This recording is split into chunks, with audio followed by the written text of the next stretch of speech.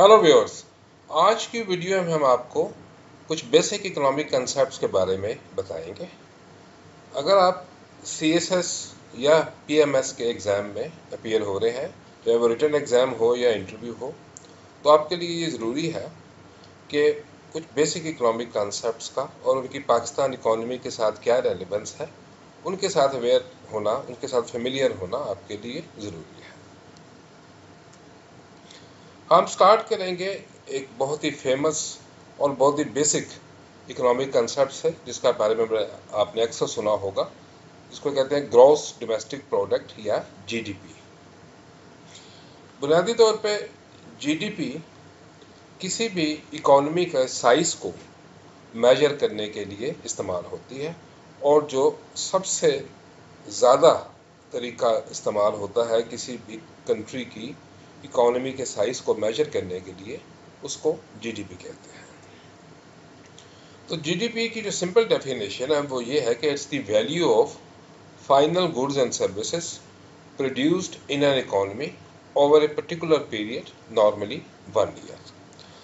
तो एक साल के अंदर किसी भी इकोनॉमी में जो फाइनल गुड्स और सर्विसेज प्रोड्यूस होते हैं, उनकी वैल्यू चाहे वो रुपये में हो, डॉलर में हो या किसी भी करेंसी में हो, उसको ग्रॉस डोमेस्टिक प्रोडक्ट या जीडीपी कहते हैं। अब यहाँ पे तीन चीज़ें हमने हाईलाइट की हैं: फाइनल गुड्स एंड सर्विसेज। जो हम प्रोडक्ट यूज़ करते हैं या इकोनॉमी में बनती हैं, वो या तो टेंजिबल प्रोडक्ट्स होती हैं, इनको गुड्स कहा जाता है। जैसे कि अगर आप शूज़ खरीदते हैं या अगर आप कोई टी शर्ट खरीदते हैं, एयर कंडीशनर खरीदते हैं, मोबाइल फ़ोन खरीदते हैं, तो ये गुड्स में आता है। दूसरी आती है सर्विसेज। सर्विसेज होती हैं इनटेंजिबल। जैसे आप किसी बैंक में जाते हैं और बैंक आपको सर्विसेज प्रोवाइड करता है, इंश्योरेंस सर्विसेज होगा, मोबाइल फ़ोन जिसका आप नेटवर्क यूज़ करते हैं, वो सर्विसेज में आ जाता है। तो ये goods and services. Final goods का मतलब ये होता है कि गुड्स जो फाइनली प्रोड्यूस होती हैं। इसकी मिसाल आपको मैं ये लेता हूँ कि जैसे आप बाज़ार जाते हैं और बाज़ार से आप एक ब्रेड जो है या रोटी जो है या नान जो है वो आप ख़रीद के लाते हैं। तो जो उसके साथ आटा की जो कीमत होती है वो नान की कीमत के अंदर शामिल होती है। तो जब आप जीडीपी, जब इकोनॉमिस्ट मेजर करते हैं, तो उसमें फाइनल गुड्स को करते हैं। मतलब जब वो सिर्फ नान की कीमत को, नान जो है वो फाइनल गुड है, तो नान की कीमत को वो उसमें मेजर करेंगे। उसमें जो आटा है या बाकी जो चीज़ें हैं इस्तेमाल हुई हैं उसको मेजर नहीं करेंगे। इसी तरह अगर आप एक गाड़ी ख़रीदते हैं तो गाड़ी में कई चीज़ें, उसके कंपोनेंट्स होते हैं, लेकिन जब आप कोई गाड़ी जो है वो फाइनल प्रोडक्ट है, तो उसमें आप सिर्फ कार की या गाड़ी की कीमत जो है वो मेजर करेंगे। गाड़ी के जो कंपोनेंट्स हैं, जैसे टायर हो गया या गियर बॉक्स हो गया या इंजन हो गया, उनकी जो प्राइसेस है या उनकी वैल्यू वो काउंट नहीं करते, क्योंकि गाड़ी के अंदर ही वो तमाम चीज़ों की वैल्यू आ जाती है। तो इस कंसेप्ट को भी समझना ज़रूरी है। एक और मिलता जुलता कंसेप्ट है, इसको कहते हैं ग्रॉस नेशनल प्रोडक्ट। इसकी डेफिनेशन आप देख सकते हैं कि the value of final goods and services produced by the nationals of a country over a particular period, normally 1 year. तो ये भी तकरीबन वही डेफिनेशन है जो जीडीपी है, जीडीपी का, लेकिन इसमें एक ख़ास डिफरेंस है जो जीडीपी और जीएनपी में होता है। फ़र्क ये है कि जीडीपी मेजर करते हैं गुड्स एंड सर्विसेज किसी इकोनॉमी के अंदर, एक जोग्राफिकल जो बाउंड्रीज हैं उसके अंदर जो है वो पैदा होती है, और जीएनपी मेजर करती है किसी भी कंट्री के जो नेशनल्स हैं, चाहे वो उस कंट्री के अंदर रह रहे हों या उस कंट्री के बाहर रह रहे हों, वो जो गुड्स एंड सर्विसेज प्रोड्यूस करेंगे उनको जीएनपी कहते हैं। इसको हम आपको एक एग्जांपल देंगे तो आपको मज़ीद क्लियर हो जाएगा। अब आप ये देखेंगे, फ़र्ज़ किया कि एक चाइनीज़ कंपनी है जो पाकिस्तान में मैन्युफैक्चरिंग कर रही है, गुड्स और सर्विस प्रोड्यूस कर रही है। अब वो जो गुड प्रोड्यूस करेगी, फ़र्ज़ किया वो गाड़ियाँ बना रही है पाकिस्तान में, तो वो पाकिस्तान की जीडीपी में तो आएगा, क्योंकि चाइनीज़ कंपनी जो काम कर रही है वो पाकिस्तान की जो जोग्राफिकल बाउंड्रीज हैं उनके अंदर काम कर रही है, लेकिन वो पाकिस्तान की जीएनपी में नहीं आएगा, क्योंकि ये एक चाइनीज़ कंपनी ने प्रोड्यूस की है, इसकी ओनरशिप चाइनीज़ कंपनी की, चाइनीज़ की है, पाकिस्तानियों की नहीं है। तो ये पाकिस्तान की जीडीपी में तो आएगा, जीएनपी में नहीं आएगा। इसी तरह अगर कोई पाकिस्तानी कंपनी यूएई में सेटअप हुई है और वहाँ वो कोई गुड या सर्विस प्रोड्यूस कर रही है, तो उसकी जो गुड एंड सर्विस वो प्रोड्यूस करती है वो पाकिस्तान की जीडीपी में अब रिफ्लेक्ट नहीं होगी, क्योंकि वो पाकिस्तान की इकोनॉमी के अंदर नहीं हो रहा है, लेकिन वो पाकिस्तान की जीएनपी में रिफ्लेक्ट होगी, क्योंकि वो पाकिस्तानी नेशनल्स हैं, उनकी कंपनी है, इसी वजह से वो पाकिस्तान के जीएनपी में होगी। तो ये एक डिफरेंस है जीडीपी और जीएनपी में।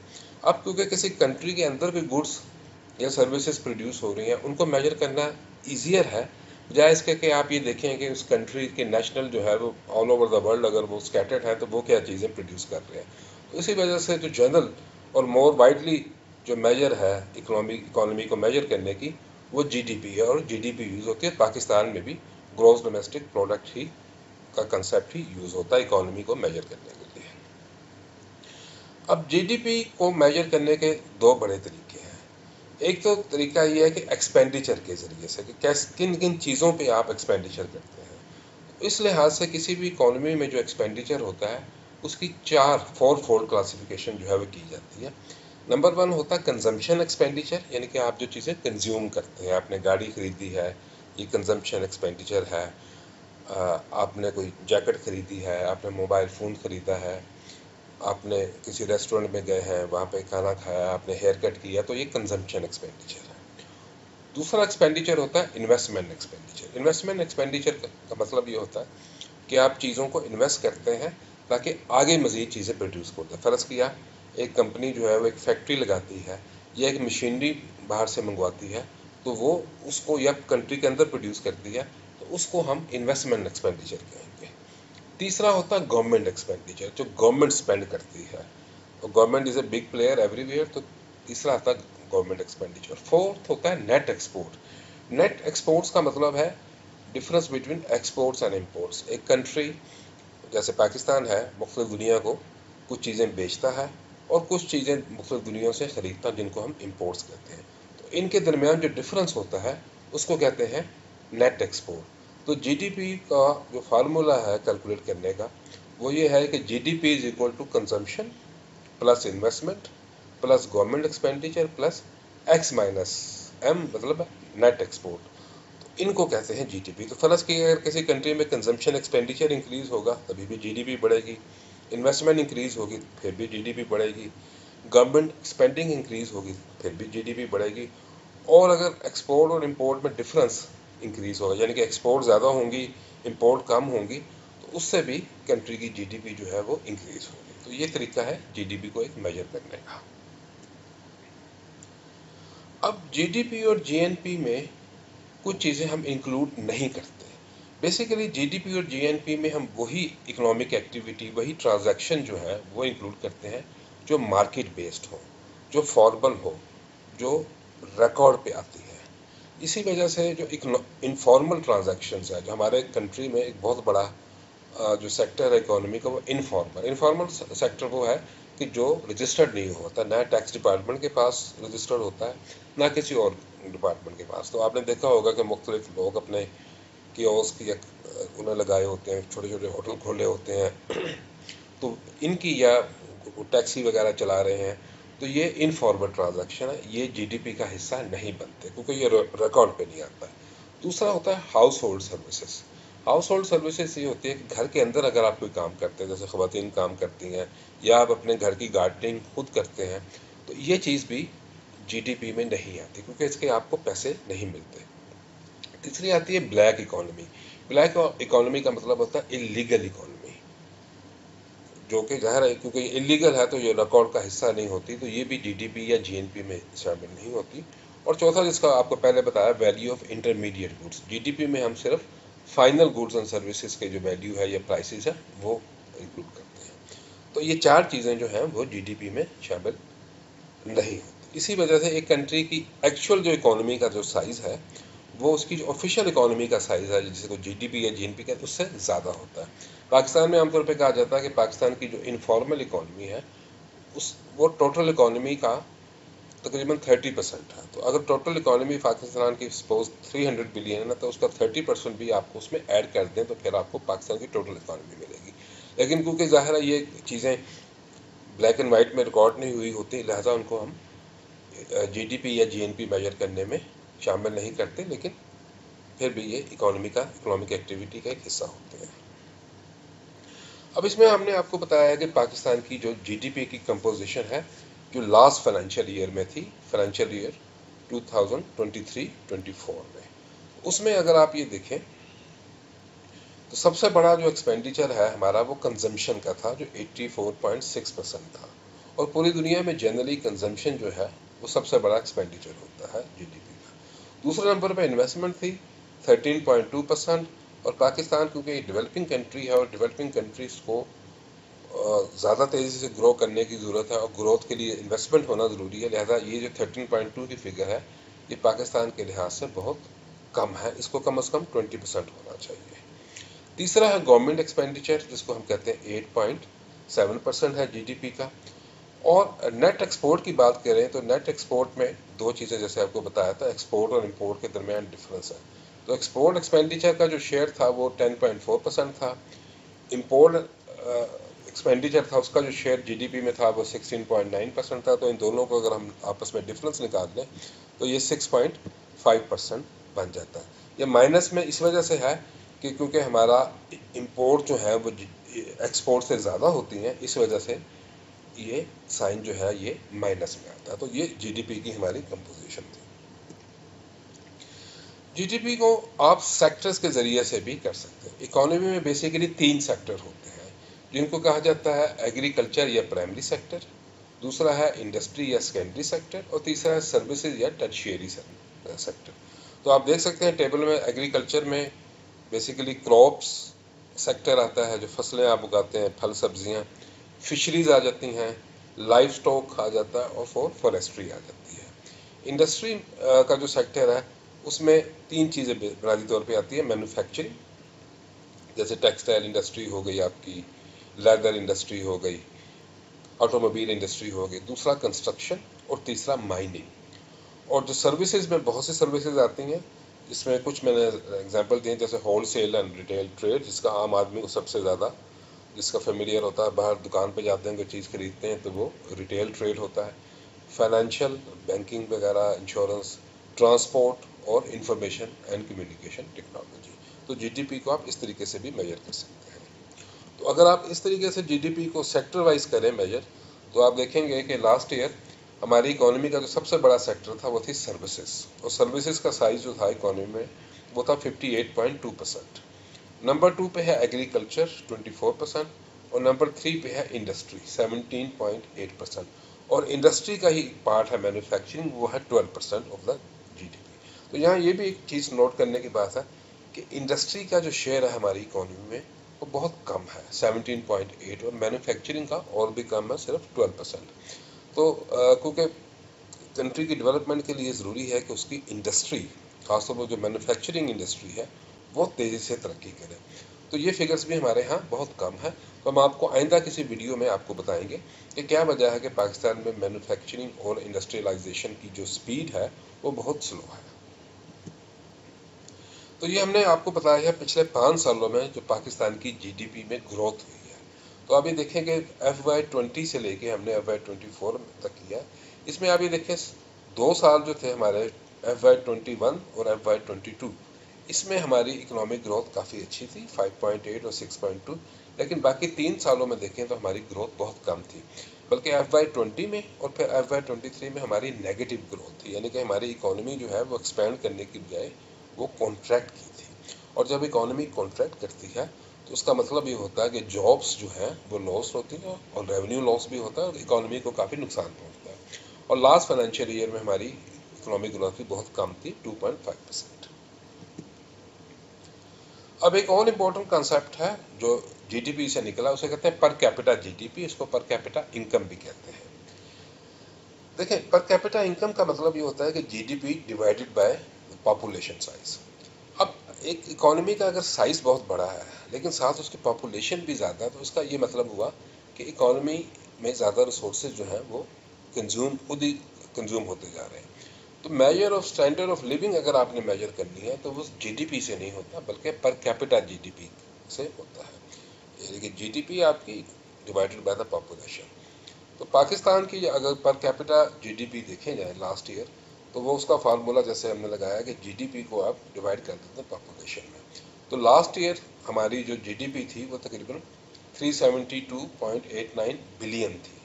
तो इसको हमने मिलियन में कन्वर्ट कर दिया, इसको हमने डिवाइड किया पॉपुलेशन से जो 242 मिलियन थी, और इस वक्त जो लास्ट ईयर जो हमारी पर कैपिटा इनकम थी ये 1540.87, ये 1541 यूएस डॉलर थी, जो अभी भी बहुत कम है।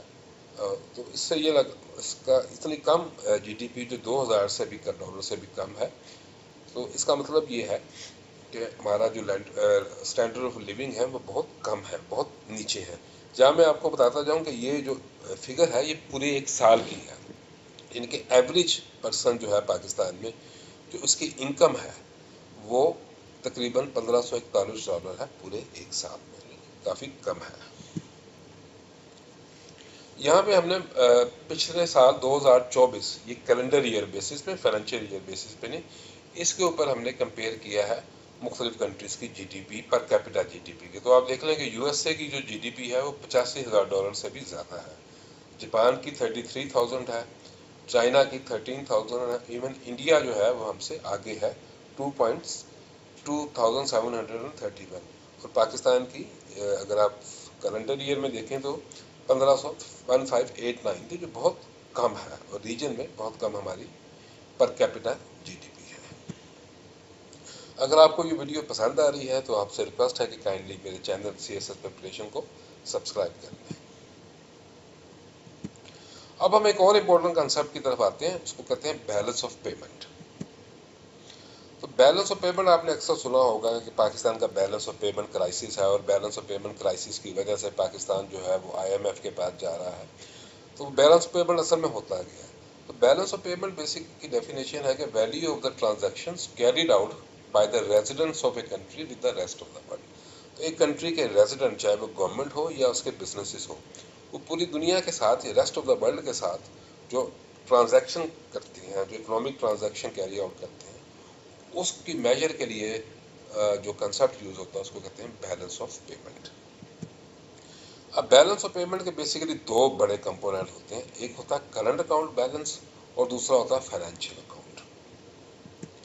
बाज दफा एक तीसरा अकाउंट भी आ जाता है जो निस्बतन छोटा होता है, उसको कहते हैं कैपिटल अकाउंट। बाज कंट्रीज में फाइनेंशियल अकाउंट और कैपिटल अकाउंट को एक ही समझा जाता है। अब हम आपको एक्सप्लेन करेंगे कि ये क्या होते हैं। करंट अकाउंट की तरफ हम आते हैं। करंट अकाउंट में बेसिकली दो चीज़ें होती हैं, ट्रेड बैलेंस और इनकम बैलेंस। ट्रेड बैलेंस का मतलब है कि एक कंट्री दूसरे कंट्री को कुछ चीज़ें एक्सपोर्ट करता है, गुड्स भी एक्सपोर्ट करता है, सर्विसेज भी करता है। हम textile, rice, fruits and vegetable, leather, ये मुख्तलिफ कंट्रीज़ को एक्सपोर्ट करते हैं। इसके अलावा हम कुछ सर्विसेज भी एक्सपोर्ट करते हैं, फॉर एग्जांपल आईसीटी सर्विसेज जो है हमारी, वो हम एक्सपोर्ट करते हैं। फिर हम दूसरी दुनिया से चीज़ें खरीदते भी हैं, जैसे machinery, equipment, mobile phone, automobiles. तो इनके दरमियान जो डिफरेंस है एक्सपोर्ट और इंपोर्ट्स के दरमियान, उसको कहते हैं ट्रेड बैलेंस। तो अगर एक्सपोर्ट्स इंपोर्ट से ज़्यादा है तो हम कहेंगे कि कंट्री का ट्रेड सरप्लस है, और अगर इंपोर्ट एक्सपोर्ट से ज़्यादा है, आप दुनिया से खरीद चीज़ें ज़्यादा रहे हैं और दुनिया को बेच कम रहे हैं, तो हम ये कहेंगे कि वो कंट्री जो है वो ट्रेड डेफिसिट जो है वो फेस कर रहा है, जो कि अच्छी चीज़ नहीं होती। दूसरा इसमें होता है इनकम बैलेंस। इनकम बैलेंस का मतलब है कि एक कंट्री के अंदर मुख्तलिफ दुनिया से पैसे आ भी रहे हैं और पैसे जा भी रहे हैं इनकम की सूरत में। इनकम का मतलब ये है कि जैसे पाकिस्तानी वर्कर्स जो हैं वो बाहर की दुनिया, दूसरी दुनिया में काम करते हैं, और वो वहाँ से पाकिस्तान को, अपनी फैमिलीज को पैसे भिजवाते हैं, जिन्हें रेमिटेंसेस कहा जाता है, और जिनका हमारी इकोनॉमी में बड़ा इंपॉर्टेंट रोल है। तो वो इनकम इनफ्लोस होंगे। इसी तरह बहुत से फॉरेन वर्कर्स पाकिस्तान में काम कर रहे हैं, पाकिस्तान में मुख्तलिफ उन्होंने कंपनीज कायम की हैं, उसमें काम कर रहे हैं, या अदरवाइज वो काम कर रहे हैं। तो यहाँ से जो वो पैसे वापस अपने कंट्री में भेजते हैं, वो भी रेमिटेंसेस भेजते हैं, उसको कहते हैं इनकम आउटफ्लो। इसी तरह अगर आपने किसी कंट्री से या किसी इदारे से कर्जा लिया है, और कर्जे पे जो आप इंटरेस्ट पे करते हैं, क्योंकि इंटरेस्ट भी इनकम है, कि आपने किसी को कर्जा दिया और उस पर आप इनकम जो ले रहे हैं, इंटरेस्ट जो ले रहे हैं वो इनकम है, तो वो इनकम आउटफ्लो होगा। इसी तरह अगर किसी कंट्री को पाकिस्तान में, किसी कंट्री ने पाकिस्तान से कर्जा लिया है और पाकिस्तान उस पर इंटरेस्ट लेता है, तो उसको हम कहते हैं इनकम इनफ्लोस। तो ये करंट अकाउंट बैलेंस में दो चीज़ें मेजर होती हैं, ट्रेड बैलेंस और इनकम बैलेंस। अब जैसे हमने आपको एग्जांपल दी है, लास्ट ईयर FY24 में हमारा करंट अकाउंट बैलेंस क्या था। तो हमारी exports of goods and services हमने सबको बिलियंस US डॉलर में मेजर किया है, वो थी तकरीबन $39 बिलियन, और हमारी इंपोर्ट्स जो थी गुड्स एंड सर्विसेज की वो थी $64 बिलियन के करीब। तो हमारा ट्रेड बैलेंस जो था वो नेगेटिव में था, यानी कि हमारा ट्रेड डेफिसिट था। नेगेटिव का मतलब है ट्रेड डेफिसिट है, ट्रेड हम इंपोर्ट ज़्यादा कर रहे एक्सपोर्ट का, वो तकरीबन 25 बिलियन था। फिर हमारे वर्कर्स जो है वो पूरी दुनिया से पाकिस्तान में चीज़ें पैसे भेजते हैं, तो उन्होंने लास्ट ईयर तकरीबन $30 बिलियन का ज़रा मुबादला हमें भेजा था। तो इससे हमारा जो इनकम बैलेंस हो गया था वो पॉजिटिव में था, वो था 23.2 में।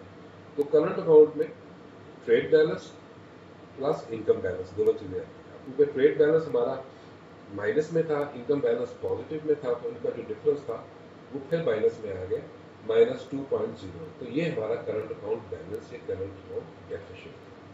तो अब आपको समझ में आ जाती है कि जब हम IMF के पास जाते हैं या कर्जा लेने के लिए जाते हैं कोई भी कंट्री, जैसे पाकिस्तान जाता है, तो वो बेसिकली इस वजह से जाता है कि जब वो country current account deficit face करते हैं। और करंट अकाउंट डेफिसिट का मतलब ये है कि उस कंट्री में पैसा आ कम रहा है, उस कंट्री से पैसा बाहर ज़्यादा जा रहा है। और करंट अकाउंट डेफिसिट की बड़ी वजह हमेशा ट्रेड इम्बैलेंस या ट्रेड डेफिसिट होता है, जैसे आपको पाकिस्तान की एग्जाम्पल में बताया है। अब हम आते हैं फाइनेंशियल और कैपिटल अकाउंट में। इसमें बेसिकली जो इंटरनेशनल फाइनेंशियल और कैपिटल ट्रांजैक्शन होती है, जो पाकिस्तान और रेस्ट ऑफ द वर्ल्ड के दरमियान फाइनेंशियल और कैपिटल ट्रांजैक्शन होती है, उसको कहते हैं। यानी कि आपने कहीं से पैसा लिया, कहीं से आपको पैसा आया, एसेट्स, इनकम का पैसा नहीं, non income money. For example जैसे पाकिस्तानी कंपनी बाहर इन्वेस्ट करती है, बाहर की कंपनी पाकिस्तान में इन्वेस्ट करती है, इसको कहते हैं डायरेक्ट इन्वेस्टमेंट। फिर हमारी ये इनफ्लोज भी होते हैं, आउटफ्लोज भी होते हैं। फिर लोन्स होते हैं, हम हमारी गवर्नमेंट कर्जा लेती है, फॉरेन एड हमें मिलती है, जो इंटरेस्ट फ्री होती है, फॉरेन एड मिलती है। फिर डेट फॉरगिवनेस का मतलब ये होता है किसी कंट्री को हमें कर्जा दिया और हमारा कर्जा जो है उसको माफ कर दिया, तो ये भी इसमें रिफ्लेक्ट होता है। और sale and purchase of reserve assets. Reserve asset का मतलब होता है कि किसी भी कंट्री का जो सेंट्रल बैंक है, जैसे हमारा स्टेट बैंक, वो मुख्तलिफ दुनिया की जो बड़ी बड़ी करेंसीज हैं वो कुछ खरीद के अपने पास रखता है ताकि ज़रूरत के वक्त काम आ सके। क्योंकि रुपये की वैल्यू हो सकता है वोलेटाइल हो, वो एक से ज़्यादा फॉरेन करेंसीज जो है रखते हैं, जैसे डॉलर है गई, यूरो आ गई, जैपनीज येन आ गई, चाइनीज रेबल भी आ गई, और यूके पाउंड आ गया। तो इस तरह की ये करेंसी रखते हैं। तो वो कंट्री जो है, सेंट्रल बैंक जो है, वो कॉन्स्टेंटली इन्हें सेल भी करते हैं और परचेज भी करते हैं। तो ये तमाम ट्रांजेक्शन जो है ये फाइनेंशियल और कैपिटल अकाउंट में रिफ्लेक्ट होती है। तो जो करंट अकाउंट होता है that is equal to capital account plus financial account. तो लास्ट ईयर हमारा करंट अकाउंट बैलेंस था -2.08, कैपिटल अकाउंट बैलेंस था 15 मिलियन और फाइनेंशियल अकाउंट बैलेंस था 2065 मिलियन। इनको जब हमने ऐड कर दिया तो ये बन गया 2080 बिलियन। इसको आप बिलियंस में करें, और करंट अकाउंट बैलेंस हमारा जो था वो भी 2080 बिलियन था। इसका मतलब होता है कि current account balance, current account should always be equal to capital account and financial account. अगर एक चीज नेगेटिव में है तो दूसरी पॉजिटिव में होगी, और एक पॉजिटिव में है दूसरी नेगेटिव में। जैसे हमारा करंट अकाउंट अगर नेगेटिव में है तो फाइनेंशियल अकाउंट लाजमी पॉजिटिव में होना चाहिए, क्योंकि इस करंट अकाउंट डेफिसिट जो 2 बिलियन का है, उसको अगर हमने ओवरकम करना है, उसको मीट करना है, तो उसके लिए हमें बाहर से पैसे चाहिए। तो वो इन्वेस्टमेंट की सूरत में है या वो लोन की सूरत में है, तो इसी वजह से वो चीज़ें फाइनेंशियल अकाउंट में होती है। तो अगर आप इन दोनों को ऐड कर दें तो रिजल्ट आएगा 0। इस वजह से बैलेंस ऑफ पेमेंट को, actually balance of payment itself जो है वो हमेशा 0 होता है, क्योंकि इट मस्ट बैलेंस, दोनों चीज़ें at the end of the day बराबर होती हैं। उम्मीद है आपको ये वीडियो काफ़ी पसंद आई होगी, आप इंफॉर्मेटिव हुई होगी, आपको आपकी इकोनॉमिक्स की जो बेसिक अंडरस्टैंडिंग है उसके आपके कंसेप्ट क्लियर होंगे। अगर आप कोई मज़ीद किसी किस्म की वीडियो चाहते हैं इंटरव्यू या रिटन एग्जाम के पॉइंट ऑफ व्यू से, तो आप सजेशन मुझे दे सकते हैं। अगर आपका कोई क्वेश्चन है, अगर मजीद क्लैरिफिकेशन किसी इकोनॉमिक कंसेप्ट की या किसी और कंसेप्ट की चाहिए, तब भी आप कर सकते हैं कमेंट सेक्शन में। और आपसे रिक्वेस्ट है कि काइंडली मेरे चैनल CSS कैलकुलेशन को सब्सक्राइब कर लें, ताकि मैं इस तरह की इंफॉर्मेटिव वीडियोस आपके साथ शेयर कर सकूँ। Thank you for your time.